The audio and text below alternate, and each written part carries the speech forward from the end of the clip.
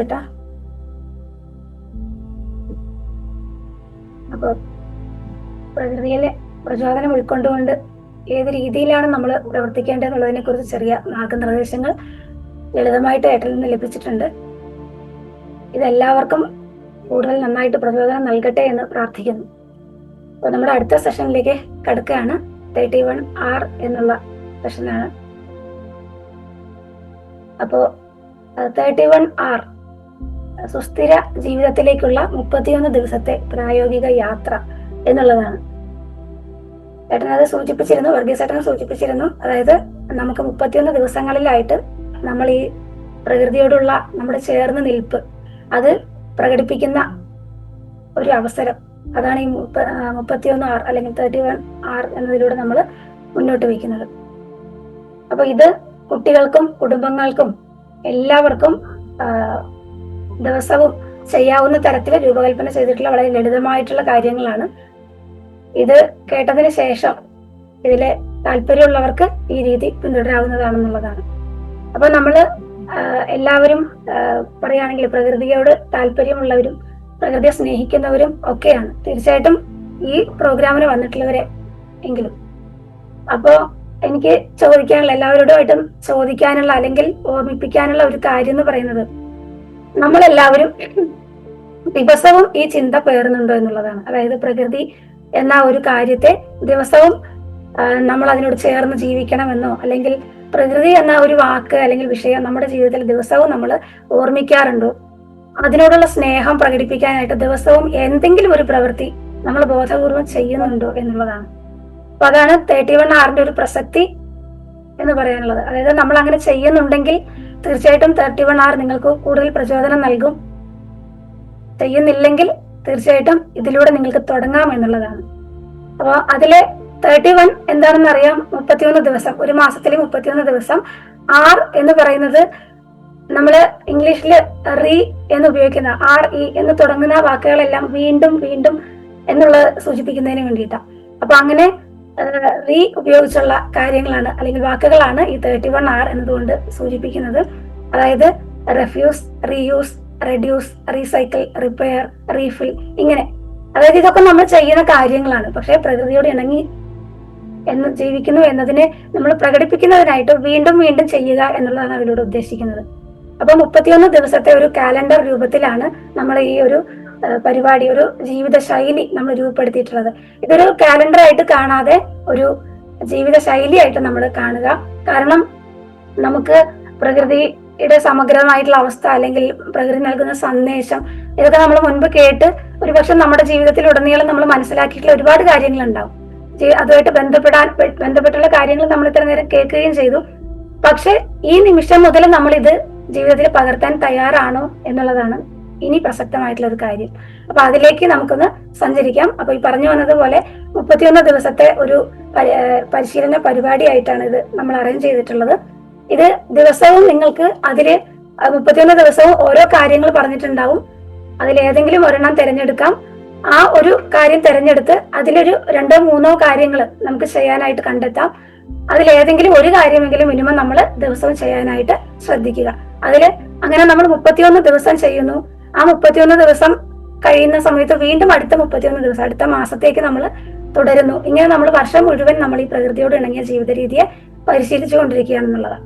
ഇതിലൂടെ നമുക്ക് ഒരുപാട് മാറ്റങ്ങൾ സ്വാഭാവികമായിട്ടും ഉണ്ടാകുന്നത്, നമ്മൾ അറിയാതെ നമ്മളിൽ ഉണ്ടാകുന്നത് നമുക്ക് തിരിച്ചറിയാൻ തീർച്ചയായിട്ടും സാധിക്കും എന്നുള്ളതാണ്.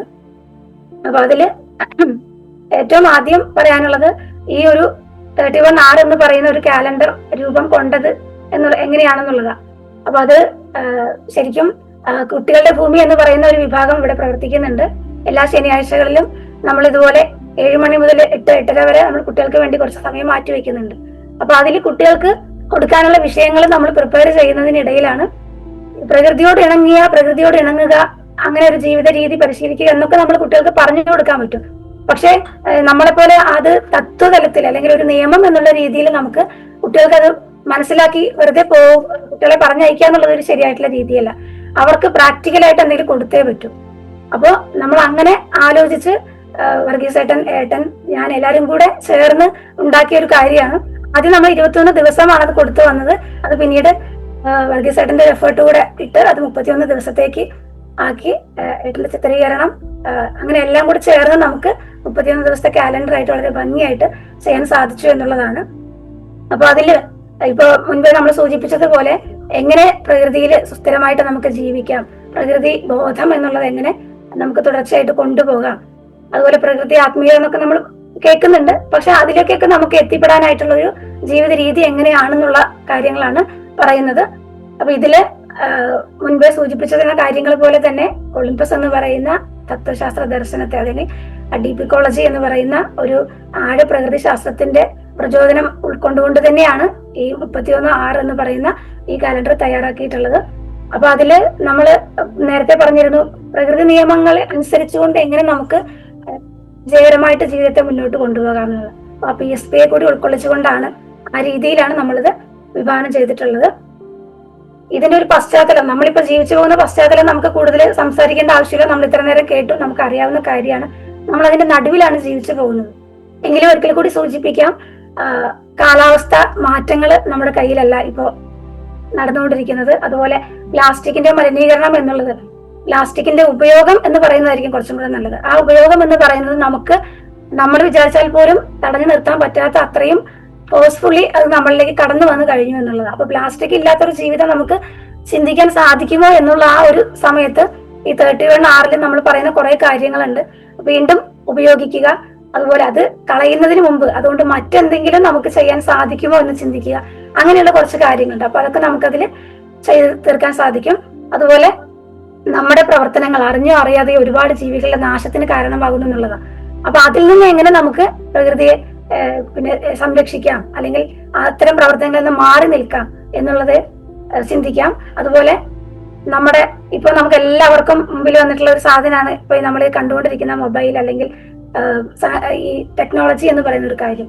ഇത് നമ്മുടെ സൗകര്യം വർദ്ധിപ്പിച്ചു, നമുക്ക് ഒരുപാട് സമയം സേവ് ചെയ്യാൻ സാധിച്ചു, നമുക്ക് ഒരുപാട് കാര്യങ്ങളിലേക്ക് നമ്മുടെ ക്രിയേറ്റിവിറ്റിയെ കൊണ്ടുചെല്ലാൻ സാധിച്ചു എന്നുള്ളതെല്ലാം ഒരു പരമമായിട്ടുള്ള സത്യമാണ്. പക്ഷെ അതിലേറെ നമ്മളും പ്രകൃതിയും തമ്മിലുള്ള അകലം വർദ്ധിപ്പിച്ചു എന്നുള്ളതാണ് സത്യം, അല്ലെങ്കിൽ വർദ്ധിപ്പിച്ചുകൊണ്ടേ ഇരിക്കുന്നു എന്നുള്ളതാണ് സത്യം. അപ്പൊ അതിൽ നിന്നും എങ്ങനെ പതിയെ നമുക്ക് പിൻവാങ്ങാം, അത്യാവശ്യങ്ങൾക്ക് മാത്രം ഇത് ഉപയോഗിച്ചുകൊണ്ട് എങ്ങനെ നമുക്ക് പ്രകൃതിയെ ചേർന്നുകൊണ്ട് നിലനിൽക്കാം എന്നുള്ള കാര്യങ്ങളൊക്കെയാണ് നമ്മൾ ഈ 31/6 ഉദ്ദേശിക്കുന്നത്. അപ്പൊ ഒരു ജീവിത ശൈലിയായിട്ട് തന്നെ കൊണ്ടുപോകാൻ ആണ് ഈ ഒരു കാര്യം നമുക്ക് പ്രയോജനപ്പെടുക എന്നുള്ളതാണ്. അപ്പൊ ഇതില് പ്രധാനപ്പെട്ട കാര്യങ്ങൾ, അതായത് എങ്ങനെയാണ് നമ്മൾ ഇത് തുടങ്ങുക എന്ന് പറഞ്ഞത് ഞാൻ നേരത്തെ സൂചിപ്പിച്ചു. ഒരു ദിവസം ഒരു കാര്യത്തെ നമ്മൾ തിരഞ്ഞെടുക്കുക. അത് ഡേറ്റ് വൈസും നമുക്ക് എടുക്കാം, അതെല്ലാം നമുക്ക് താല്പര്യമുള്ള എല്ലാ കാര്യങ്ങളും ചിലപ്പോൾ നമുക്ക് താല്പര്യം ഉണ്ടാവണമെന്നില്ല. അപ്പൊ നമുക്ക് പറ്റുന്ന കാര്യങ്ങൾ നമ്മൾ തിരഞ്ഞെടുത്ത് അത് ചെയ്യുക എന്നുള്ളതാണ്. ചെയ്യുക എന്ന് പറഞ്ഞാൽ ചെയ്യുക എന്നുള്ളത് തന്നെയാണ്. അത് ചെയ്ത് കഴിയുന്ന സമയത്ത് നമുക്കുണ്ടാകുന്ന ഒരു സംതൃപ്തി, അല്ലെങ്കിൽ പ്രകൃതിക്ക് വേണ്ടി ഞാൻ ഒരു വലിയ കാര്യം ചെയ്തു എന്നുള്ള ഒരു സന്തോഷം നമുക്കുണ്ടാവും. തീർച്ചയായിട്ടും അത് തന്നെയാണ് നമുക്ക് അടുത്ത ദിവസത്തേക്ക് ഉള്ള ഊർജം നൽകുന്നത്. പിന്നീട് ആ ചെയ്ത കാര്യത്തിന്റെ അത് നൽകിയ ഒരു ഊർജത്തെ പറ്റി നമ്മൾ ആരോടെങ്കിലും സംസാരിക്കുക, പങ്കുവെക്കുക എന്നുള്ളതാണ്. അത് അവർക്ക് ഒരു പ്രചോദനമാകും, നമുക്ക് വീണ്ടും ചെയ്യാനുള്ള ഒരു താല്പര്യം ഉണ്ടാക്കും എന്നുള്ളതാണ്. ഇത് നമുക്ക് ഇപ്പൊ വേണമെങ്കിൽ പറയാം, ഉദാഹരണത്തിന് ഇപ്പൊ ഏറ്റവും ആദ്യം നമ്മൾ പറയുന്ന ഒരു കാര്യം റെഫ്യൂസ് എന്നുള്ളതാണ്. നിരസിക്കുക, വീണ്ടും നിരസിക്കുക എന്ന് വെച്ചാല് പ്രകൃതിക്ക് ഹാനികരമാകുന്ന ഒരു കാര്യം ഉപയോഗിക്കുന്നതിനെ നമ്മൾ നിരസിക്കുന്നു. ഇപ്പൊ പ്ലാസ്റ്റിക് നമ്മൾ സ്ഥിരം ഉപയോഗിക്കുന്നത്, എപ്പോഴും നമ്മൾ പ്ലാസ്റ്റിക്കിനെ തന്നെയാണ് പറയുന്നത്. അല്ലെങ്കിൽ നമുക്ക് പെസ്റ്റിസൈഡ്സ് ഉപയോഗിക്കുന്നതിനെ പറ്റി പറയാം. അത് പ്രകൃതിക്ക് ദോഷം ചെയ്യുന്ന ഒരു കാര്യമാണ്. അപ്പൊ അത് പ്രകൃതിയിലെ ഒരുപാട് ജീവജാലങ്ങൾക്ക് ജീവൻ നഷ്ടപ്പെടുന്ന അവസ്ഥയിലേക്ക് കൊണ്ടെത്തിക്കുന്ന ഒരു കാര്യമാണ്. പ്രകൃതിയിലെ ആ മണ്ണിന്റെ ഒരു ഘടനയെ ഇല്ലാതാക്കുന്ന ഒരു കാര്യമാണ്. അത് നമ്മൾ വേണ്ടെന്ന് വെക്കുന്നു. അതൊരു ഉദാഹരണമായിട്ട് എടുക്കാം. റീയൂസ്, നമ്മുടെ ഒരു കാര്യത്തെ കളയുന്നതിന് മുമ്പ്, പ്രകൃതിയിലെ ഏറ്റവും കൂടുതൽ നമ്മൾ ഉണ്ടാക്കുന്ന കാര്യം വർഗീസേട്ടൻ നേരത്തെ സൂചിപ്പിച്ചു, പാഴ് വസ്തുക്കൾ ഉണ്ടാക്കുക എന്നുള്ളതാണ്. പ്രകൃതിയുടെ സ്വാഭാവികതയിൽ പാഴ് വസ്തു എന്നുള്ളൊരു കാര്യമില്ല. കാരണം ഉണ്ടാകുന്നു, വളരുന്നു, ഇല്ലാതാകുന്നു. ഇതാണ് പ്രകൃതിയുടെ ചാക്രികത എന്ന് പറയുന്നത്. പക്ഷെ ഇതിൽ പെടാത്ത ഒരു കാര്യമാണ് പ്ലാസ്റ്റിക്, അല്ലെ? അത് ഉണ്ടായതല്ല, നമ്മൾ ഉണ്ടാക്കിയതാണ്, നമ്മളുടെ ബുദ്ധിയിലൂടെ ഉണ്ടായി. പക്ഷെ അത് വളർന്നു, പക്ഷെ ഇല്ലാതാകുന്നില്ല. ഇല്ലാതാകുന്നത് പ്രകൃതിയുടെ ഒരു വേഗത്തിലല്ല, അല്ലെങ്കിൽ നമ്മുടെ ഒരു വേഗത്തിലല്ല അത് ഇല്ലാതാകുന്നു എന്നുള്ളത്. അപ്പൊ അവിടെ ആ പ്രകൃതിയുടെ ചാക്രികതയ്ക്ക് ഭംഗം വന്നു, ജീവന്റെ വലയെ അത് ഭേദിച്ചു. ഇങ്ങനെയുള്ള കുറെ പ്രശ്നങ്ങൾ അവിടെ ഉണ്ടാകുന്നുണ്ട്. അപ്പൊ നമ്മൾ ആ ഒരു കാര്യത്തെ ഉപേക്ഷിക്കുന്നതിന് മുമ്പ് അതിൽ മറ്റൊരു ഉപയോഗം കണ്ടെത്താൻ സാധിക്കുമോ എന്നൊന്ന് ചിന്തിക്കുക.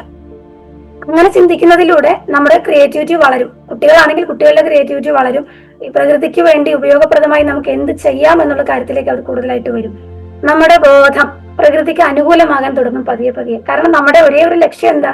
പ്രകൃതിക്ക് ഇണങ്ങുന്ന രീതിയിൽ, പ്രകൃതിയുമായി പൊരുത്തപ്പെടുന്ന രീതിയിൽ, പ്രകൃതിയിൽ മണ്ണിൽ ലയിക്കുന്ന, വെള്ളത്തിൽ ലയിക്കുന്ന, വായുവിൽ ലയിക്കുന്ന, അതായത് പുതിയതായിട്ട് ഒരു അവശിഷ്ടം ഉണ്ടാക്കാത്ത തരത്തിൽ അതിനെ ഇല്ലാതെ ആക്കാനുള്ള ഒരു പ്രവൃത്തി. അതിന് നമ്മൾ പ്രകൃതിയെ സഹായിക്കുക എന്നുള്ളത്. അതൊക്കെയാണ് പ്ലാസ്റ്റിക്കിന്റെ എടുത്തു പറയാൻ കാരണം. കാരണം പ്ലാസ്റ്റിക് ആണ് നമുക്ക് ഏറ്റവും വലിയ വില്ലനായിട്ട് നമ്മുടെ മുമ്പിൽ നിൽക്കുന്നത്. അപ്പൊ ഈ പറയുന്ന എല്ലാ പ്രവർത്തനങ്ങളിലും, റീയൂസ് ആണെങ്കിലും റെഫ്യൂസ് ആണെങ്കിലും പിന്നെ റീജനറേറ്റ് ആണെങ്കിലും എല്ലാത്തിലും നമുക്ക് എത്രത്തോളം പ്രകൃതിയുമായിട്ട് ചേർന്ന് പോകാൻ സാധിക്കത്തക്ക തരത്തിൽ പ്രവർത്തനങ്ങളെ കൊണ്ടുവരാൻ സാധിക്കുമോ അത്രത്തോളം നമ്മൾ മുന്നോട്ട് വരിക എന്നുള്ളതാണ് പറയാനുള്ളത്. അപ്പൊ ഇങ്ങനെ ഓരോ കാര്യത്തിലും ഉപഭോഗം കുറയ്ക്കുക, അതുപോലെ വീണ്ടും വീണ്ടും റീയൂസ് ഉപയോഗിക്കുക, റീസൈക്കിൾ പുനർചംക്രമണം ചെയ്യുക. ഇപ്പൊ നമ്മള് വേസ്റ്റ് നമ്മൾ മണ്ണിൽ നേരിട്ട് ഇടുന്നതിന് പകരം അത് കമ്പോസ്റ്റ് ആക്കിയിട്ട് നമുക്ക് ഉപയോഗിക്കാം. റീസൈക്ലിംഗ് അത് നടക്കും. പ്ലാസ്റ്റിക്കിന്റെ റീസൈക്ലിംഗ് നമുക്ക് സാധിക്കില്ല, കാരണം അത് വലിയ കമ്പനികൾ നടത്തുന്ന ഒരു കാര്യമാണ്, അല്ലെങ്കിൽ അതിന് വലിയ സംവിധാനങ്ങൾ ആവശ്യമുണ്ട്. അപ്പൊ നമുക്ക് നമ്മുടെ ജീവിക്കുന്ന പശ്ചാത്തലത്തിൽ, നമ്മുടെ വീട്ടിൽ അല്ലെങ്കിൽ നമ്മുടെ ചെറിയ വേദികളിൽ എവിടെയെങ്കിലും നമുക്ക് ചെയ്യാൻ സാധിക്കുന്ന ഒരുപാട് കാര്യങ്ങളുണ്ട്. അതെല്ലാം തന്നെയാണ് നമ്മൾ ഈ 31 ദിവസങ്ങളിലായിട്ട് ഭാഗിച്ചു വെച്ചിട്ടുള്ളത്. അപ്പൊ എല്ലാം അത് കൃത്യമായിട്ട് നോക്കി മനസ്സിലാക്കി നമുക്ക് വേണ്ടുന്നത് തെരഞ്ഞെടുത്ത് താല്പര്യപ്രകാരം നമുക്ക് ചെയ്യാവുന്നതാണ് എന്നുള്ളതാണ്. ഇത് ആർക്കൊക്കെ ചെയ്യാമെന്ന് വെച്ചാല് അത് വെറുതെ ഒന്ന് ഓർമ്മിപ്പിക്കുന്നു മാത്രം. എല്ലാവർക്കും ചെയ്യാം. നമ്മൾ കുട്ടികളെ ഉദ്ദേശിച്ചാണ് ഇത് തുടങ്ങിയതെങ്കിലും മുതിർന്നവർക്ക് എല്ലാവർക്കും ഇതിൽ ആകാവുന്നതാണ്. കാരണം നമുക്കാണ് കുട്ടികൾക്ക് മാതൃകയാവാൻ ഏറ്റവും നന്നായിട്ട് സാധിക്കുക. നമ്മുടെ പ്രവർത്തനങ്ങളാണ് അവര് അനുകരിക്കുന്നത്. അപ്പം നമ്മൾ അലസമായിട്ട് ചെയ്യുന്ന കാര്യങ്ങൾ, ഇപ്പം എല്ലാ സാധനങ്ങളും നമ്മൾ കടയിലേക്ക് പോകുന്ന ഒരു സാധനം വാങ്ങിക്കാൻ പോയിട്ടുണ്ടെങ്കിൽ അവിടുത്തെ തന്ത്രം അനുസരിച്ച്, മാർക്കറ്റിംഗ് ലെവൽ അനുസരിച്ച് നമ്മൾ ഒരു പിന്നെ പെട്ടി സാധനങ്ങളായിട്ട് തിരിച്ചിറങ്ങുക എന്നുള്ളതാണ്. കാരണം അവിടെ അങ്ങനെയാണ് നിലനിൽക്കാൻ സാധിക്കുക. പക്ഷെ നമ്മൾ അത് ബോധപൂർവം മനസ്സിലാക്കിക്കൊണ്ട് അവിടെ പോയിട്ട് എന്താണോ വാങ്ങിക്കാൻ ഉദ്ദേശിച്ചത് അത് മാത്രം വാങ്ങിക്കുക. അത് വലിയൊരു പ്രകൃതിക്ക് വേണ്ടി ചെയ്യുന്ന വലിയൊരു പ്രവർത്തനമാണ്. അതുപോലെ നമ്മള് കൂട്ടമായിട്ട് ഒരു കാര്യത്തെ പങ്കുവെക്കുക. ഇപ്പൊ നമ്മള് എപ്പോഴും പറയാറുണ്ട്, ഒളിമ്പസിൽ ഏറ്റവും കൂടുതൽ പ്രചരിപ്പിക്കുന്ന ഒരു കാര്യം അതാണ്, പങ്കുവെക്കൽ എന്നുള്ളത്. അപ്പൊ നമുക്ക് ഒരു ഉപകരണം, അത് ഏത് കൈക്കോട്ടാണെങ്കിലും കോടാലി ആണെങ്കിലും അല്ലെങ്കിൽ ഏതെങ്കിലും ഒരു ഉപകരണം നമുക്കുണ്ടെങ്കിൽ അത് മറ്റൊരാൾക്ക് പങ്കുവെക്കുന്ന സമയത്ത് അവർക്ക് പുതിയതായിട്ടൊന്നും വാങ്ങിക്കേണ്ടി വരുന്നില്ല. അല്ലെങ്കിൽ നമുക്ക് ആവശ്യമുള്ളത് നമ്മുടെ അയൽപ്പക്കത്ത് നിന്ന് കിട്ടുന്നുണ്ടെങ്കിൽ നമുക്കത് പുതിയതായിട്ട് വാങ്ങിക്കേണ്ടി വരുന്നില്ല. അങ്ങനെ വാങ്ങിക്കാതെ വരുന്ന സമയത്ത് അവിടെ ഉൽപാദനം അത്രത്തോളം കുറയും. ഇപ്പം ഞാൻ ഒരാൾ വാങ്ങിക്കാതിരുന്നാൽ അവിടെ ഉൽപാദനം കുറയുമോ എന്ന് ന്യായമായും നമുക്ക് ചിന്തിക്കാം. ഈ പറയുന്ന എല്ലാ കാര്യങ്ങളിലും നമുക്ക് അങ്ങനെ ഒരു ചിന്ത വരും. എങ്ങനെ? ഇത് ഞാനൊരാൾ ശ്രദ്ധിക്കുന്നതുകൊണ്ട് ഇതിവിടെ എന്ത് മാറ്റമാണ് വരുന്നതെന്ന്. പക്ഷെ ഞാനൊരാൾ ശ്രദ്ധിച്ചു നോക്കൂ, നമ്മൾ ഓരോരുത്തരും ശ്രദ്ധിച്ചു നോക്കൂ, അതിന്റെ ഫലം എന്ന് പറയുന്നത് ദൂരവ്യാപകമായിരിക്കും. അപ്പൊ നമ്മൾ ഓരോരുത്തരും അത് ചെയ്യുന്ന സമയത്ത്, അത് ഒരാൾ ചെയ്യുന്നു, ഒരു കുടുംബം ചെയ്യുന്നു, ഒരു ചെറിയ സമൂഹം ചെയ്യുന്നു, ഒരു നാട് ചെയ്യുന്നു, അതൊരു രാജ്യം ചെയ്യുന്നു, അങ്ങനെ അത് വിപുലീകരിച്ച് അല്ലെങ്കിൽ അതിന്റെ ഫലം എന്ന് പറയുന്നത് വളരെ വിശാലമായിട്ട് ഉണ്ടാകുമെന്നുള്ളതാണ്. അപ്പൊ ആ ഒരു പങ്കുവെക്കൽ, ചെറിയൊരു പങ്കുവെക്കലിൽ തന്നെ നമുക്ക് ഒരുപാട് കാര്യങ്ങൾ പ്രകൃതിക്ക് ദോഷകരമായി ചെയ്യുന്നത് ഒഴിവാക്കാൻ സാധിക്കും.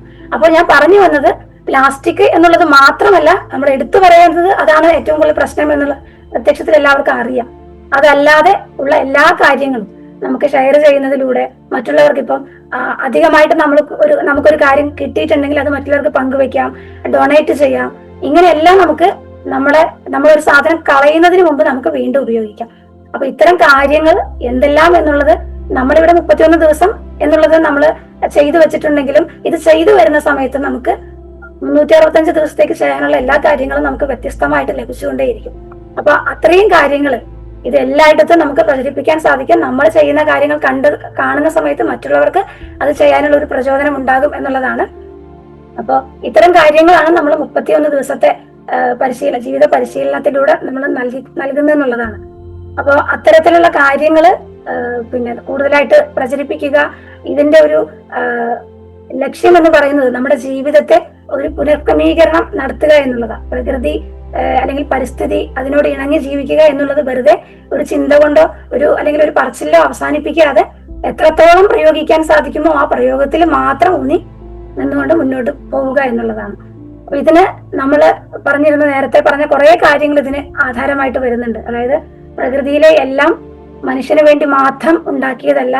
പ്രകൃതി എന്ന് പറയുന്നത് തന്നെ എല്ലാത്തിനും വേണ്ടി എല്ലാം ചേർന്ന് പ്രവർത്തിക്കുന്ന ഒന്നാണ്.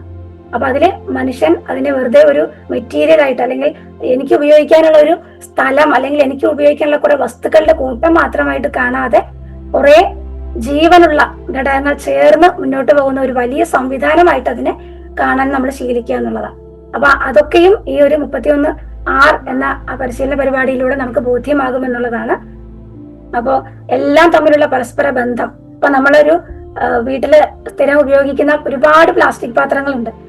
പക്ഷെ ഈ ഒരു പ്ലാസ്റ്റിക് മതി നമ്മള് ഒരു ചെയിനായിട്ട്, അതായത് ഇപ്പോ ജലജീവികളാണെങ്കിലും ശരി, വായുവില് ജീവിക്കുന്ന ജീവികളാണെങ്കിലും ശരി, പിന്നെ മണ്ണിലുള്ള ജീവികളാണെങ്കിലും ശരി, ഇവരുടെ എല്ലാം ആവാസ വ്യവസ്ഥയെ ബുദ്ധിമുട്ടുണ്ടാക്കാൻ. അപ്പോ ഈ ആവാസ വ്യവസ്ഥകളെ സംരക്ഷിക്കാനായിട്ട് നമ്മുടെ ഈ പ്രവർത്തനങ്ങളെല്ലാം സഹായിക്കും. അതായത് ചെറിയ ചെറിയ ശീലങ്ങളിലൂടെ നമ്മൾ വലിയ വലിയ ഫലങ്ങൾ ഉണ്ടാക്കുക, പ്രകൃതിയിൽ വലിയ വലിയ ഫലങ്ങൾ ഉണ്ടാക്കത്തക്ക രീതിയിൽ മുന്നോട്ട് പോവുക. അപ്പൊ അത്തരം കാര്യമാണ് ഈ 31R നമ്മൾ ഉദ്ദേശിക്കുന്നത്. അപ്പൊ ഒരു ബോധ പരിവർത്തനം തന്നെ നമ്മൾ പടിപടിയായിട്ട് ഇത് ചെയ്തു വരുന്ന സമയത്ത് നമുക്ക് കാണാൻ സാധിക്കും. അപ്പൊ പ്രകൃതിയിലേക്ക് കണ്ണു തുറക്കുക എന്നൊക്കെ നമ്മൾ എപ്പോഴും പറയാറുണ്ട്, അല്ലെങ്കിൽ നമ്മൾ കേൾക്കാറുണ്ട്. ഇതെങ്ങനെയാണ് ചെയ്യുക എന്ന് വെച്ചാൽ നമ്മൾ മുന്നിൽ കാണുന്നതിനെ എല്ലാം നിരീക്ഷിക്കുക, അതിലൂടെയെല്ലാം മുൻപ് സൂചിപ്പിച്ചതുപോലെ അത് നൽകുന്ന സന്ദേശം എന്താണെന്ന് മനസ്സിലാക്കുക. ഇപ്പോ ഈ 31R നിങ്ങൾ പരിശീലിക്കുന്നതിലൂടെ ഒരുപാട് സന്ദേശങ്ങൾ നിങ്ങൾക്ക് മനസ്സിലാക്കാൻ സാധിക്കും. കാരണം നിങ്ങൾ ഓരോ തവണ ഈ ഓരോ പരിശീലനങ്ങൾ ചെയ്യുമ്പോഴും പ്രകൃതിയിലേക്ക് കൂടുതൽ കൂടുതൽ നിങ്ങൾക്ക് ശ്രദ്ധ ഉണ്ടാകും എന്നുള്ളതാണ്. അപ്പോ ചുരുക്കത്തിൽ പറയുകയാണെങ്കിൽ ഇത് നൽകുന്ന ഒരു സന്ദേശം എന്ന് പറയുന്നത് എന്താന്ന് വെച്ചാൽ, നമുക്ക് പ്രകൃതിയെ സംരക്ഷിക്കുക എന്ന വാക്ക് തന്നെ നമുക്ക് ഉപയോഗിക്കാം. കാരണം അതാണ് നമുക്ക് കൂടുതൽ സന്തോഷം നൽകുന്നതെങ്കിൽ. ആ പ്രകൃതിയെ സംരക്ഷിക്കാനായിട്ട് നമുക്ക് വലിയ ചെലവുകളൊന്നുമില്ല, പുതിയതായിട്ട് ഒരു സംവിധാനം ഉണ്ടാക്കേണ്ട ആവശ്യമില്ല. ഇരിക്കുന്ന ഇരിപ്പിൽ, അല്ലെങ്കിൽ നമുക്ക് നമ്മളിപ്പം ജീവിക്കുന്ന ഈ ഒരു പശ്ചാത്തലത്തിൽ നിന്നുകൊണ്ട് തന്നെ പുതിയ പദ്ധതികളൊന്നും ഇല്ലാതെ തന്നെ നമുക്ക് അത് ചെയ്യാൻ സാധിക്കും എന്നുള്ളതാണ്. ചെറിയ ചെറിയ ദിനചര്യകളിൽ നമ്മളത് ചേർത്ത് മുന്നോട്ട് പോവുക. രാവിലെ എഴുന്നേൽക്കുന്നു, നമ്മൾ ഇപ്പൊ ഈ കാലണ്ടർ നോക്കുകയാണെങ്കിൽ അതിൽ ഒരു കാര്യം എടുത്ത് ചെയ്യുക എന്നുള്ളത് നമുക്ക് നമ്മുടെ ദിനചര്യകളോട് ചേർന്ന് ചെയ്യുന്ന സമയത്ത് ഒരു പുതിയ കാര്യമായിട്ട് ഫീൽ ചെയ്യില്ല എന്നുള്ളതാണ്. അപ്പൊ അത് നമ്മുടെ കുട്ടികളെ ശീലിപ്പിക്കാം, നമ്മുടെ കുടുംബത്തിൽ ശീലിപ്പിക്കാം, നമ്മുടെ തൊഴിലിടങ്ങളിൽ ശീലിപ്പിക്കാം, നമ്മുടെ സൗഹൃദ സംഘങ്ങളിൽ അത് ശീലിപ്പിക്കാം. അങ്ങനെ ഒരു മാറ്റം എന്ന് പറയുന്നത് ഒരു സമൂഹത്തിലേക്ക് പതിയെ പതിയെ വ്യാപിപ്പിക്കാം എന്നുള്ളതാണ്. അതിലൂടെ ഈ പറയുന്ന സുസ്ഥിര ഭാവി അല്ലെങ്കിൽ സുസ്ഥിര ജീവനം എന്ന് പറയുന്നതൊന്നും എങ്ങോ ദൂരെ കിടക്കുന്ന അല്ല, ഒളിമ്പസിന്റെ ഒരു പദ്ധതിയിൽ മാത്രം ഒതുങ്ങി നിൽക്കേണ്ടതല്ല. അത് എല്ലാവരുടെയും ജീവിതത്തിൽ, എല്ലാവരുടെയും വീടുകളിൽ, എല്ലാവരുടെയും ജീവിത ഇടങ്ങളിൽ പ്രതിഫലിക്കേണ്ടുന്ന ഒരു കാര്യമായിട്ട് എല്ലാവരും ബോധ്യപ്പെടുക എന്നുള്ളതാണ്. അപ്പൊ ഇതൊരു കാലണ്ടർ മാത്രമായിട്ട് ഇതിനെ കാണാതെ ഇതൊരു ജീവിത ശൈലിയായിട്ട് എല്ലാവരും മനസ്സിലാക്കുക, ഇതൊരു പരിസ്ഥിതിയുടെ പ്രബോധനമായിട്ട് മനസ്സിലാക്കുക, ഇതൊരു ബോധ പരിവർത്തനമായിട്ട്, ഒരു ബോധ പരിശീലനമായിട്ട് മനസ്സിലാക്കുക. അപ്പൊ ഇത് ഇങ്ങനെ നമ്മൾ പോകുന്ന സമയത്ത് നമ്മൾ കുറച്ച് ആഴത്തിൽ പോകുമ്പോൾ പരിസ്ഥിതിയുടെ ആത്മീയത, അല്ലെങ്കിൽ നമുക്ക് കാണാനും അറിയാനും കഴിയാത്ത നമ്മുടെ സെൻസിന് അപ്പുറത്തുള്ള കാര്യങ്ങൾ എന്നൊക്കെ പറയുന്നില്ല, ആ തലങ്ങളെയൊക്കെ നമുക്ക് തൊടാൻ സാധിക്കും. അപ്പൊ അത്രയ്ക്കും വളരെ ഇഫക്റ്റീവ് ആയിട്ടുള്ള ഒരു കാര്യമാണ് നമ്മൾ ഈ വെറും 31 ദിവസങ്ങളിലായിട്ട് ചെറിയ ചെറിയ ദിനചര്യകളിലൂടെ മനസ്സിലാക്കാൻ പോകുന്നത്. അപ്പൊ അത് നമ്മൾ കാലണ്ടർ രൂപത്തിലാണെന്ന് പറഞ്ഞു. താല്പര്യമുള്ളവർക്ക് നമ്മുടെ സൈറ്റിൽ കയറി നോക്കുകയാണെങ്കിൽ നമ്മൾ അതിന്റെ ഒരു രൂപം കൊടുത്തിട്ടുണ്ട്. ഇതിപ്പോ നമ്മൾ കൊടുക്കുന്നത് നമ്മുടെ പരിപാടിയിൽ പങ്കെടുക്കുന്നവർക്കും, അതായത് കുട്ടികൾക്കും മുതിർന്നവർക്കൊക്കെയാണ്. അപ്പൊ ഇതില് കൂടുതൽ ഇതിനെക്കുറിച്ച് അറിയാനായിട്ട്, അല്ലെങ്കിൽ ഇത്തരം ഈ ഒരു പരിപാടിയോട് ചേർന്ന് പ്രവർത്തിക്കുന്നതിനായിട്ട് നമ്മുടെ പരിപാടികളിൽ പങ്കെടുക്കുക. അതിന്റെ വിശദാംശങ്ങൾ നമുക്ക് അവിടെ നിന്ന് മനസ്സിലാക്കാൻ സാധിക്കും. അപ്പോൾ ഇത്രയാണ് എനിക്ക് ഈ ഒരു പരിശീലന പരിപാടിയെ കുറിച്ച്, അല്ലെങ്കിൽ ഒരു ജീവിത ശൈലി മാറ്റത്തെ കുറിച്ച് നിങ്ങളോട് ചുരുക്കി പറയാനുള്ളത്. ഇതോടുകൂടി ഇന്നത്തെ ഈ ഒരു അവതരണം അവസാനിപ്പിക്കുകയാണ്. ഇനി നിങ്ങൾക്ക് ഇന്നത്തെ അവതരണത്തിൽ നിന്നും ഉണ്ടായ ഒരു ഉൾക്കാഴ്ച, അല്ലെങ്കിൽ എന്തെങ്കിലും പ്രചോദനം ഉണ്ടായെങ്കിൽ അത് എന്താണ് മനസ്സിലായത്, ഏതെങ്കിലും ഭാഗം മനസ്സിലാവാതെ പോയിട്ടുണ്ടോ എങ്കിൽ അതൊന്ന് എല്ലാവർക്കും ഒന്ന് പങ്കുവെക്കാം. അപ്പോൾ ഇവാലുവേഷനായിട്ട് എല്ലാവരും ക്ഷണിക്കുകയാണ്. ആദ്യം തയ്യാറുള്ളവർ ഒന്ന് വേഗത്തിൽ മുന്നോട്ട് വരും. നന്ദി, നമസ്കാരം.